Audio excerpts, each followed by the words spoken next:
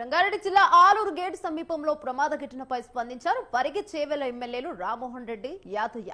ప్రమాద ఘటనపై బీఆర్ఎస్ నేతలు చేసిన వ్యాఖ్యలకు కౌంటర్ ఇచ్చారు పరిగి ఎమ్మెల్యే రామ్మోహన్ రెడ్డి. ప్రమాదానికి బాధ్యత పూర్తిగా గత బీఆర్ఎస్ ప్రభుత్వానిదే అన్నారు. కేసీఆర్ కు చిత్తశుద్ధి లేకే ఈ ప్రాంతాన్ని అభివృద్ధి చేయలేదని ఆయన ఆరోపించారు. గత కాంగ్రెస్ హయాంలో శాంక్షన్ అయిన హైవేను బీఆర్ఎస్ ప్రభుత్వం ఆపిందన్నారు రామ్మోహన్ రెడ్డి.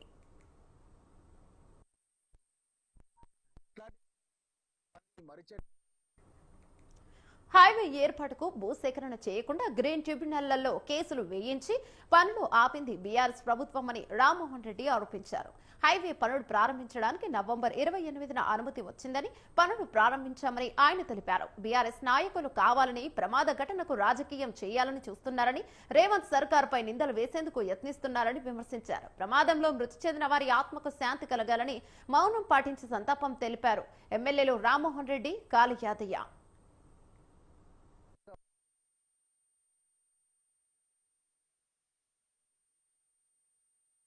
కానీ గత ప్రభుత్వం ఓన్లీ ఏంటంటే ఎగ్జిక్యూటింగ్ ఏజెన్సీ, డబ్బులు మాత్రం సెంట్రల్ గవర్నమెంట్ వే, వీళ్ళు only state government executing agency. ఈ విధంగా వర్క్ చేశారు.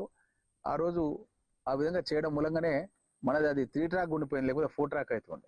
ఆ తర్వాత దీనికి సంబంధించిన ప్రక్రియ కూడా వాళ్ళు ఆసక్తి చూపెట్టలేదు. గతంలో ఉన్న కేసీఆర్ ముఖ్యమంత్రిగా ఉండి ఏమాత్రం కూడా ఆసక్తి మన ప్రాంతం పైన చూపెట్టలేదు.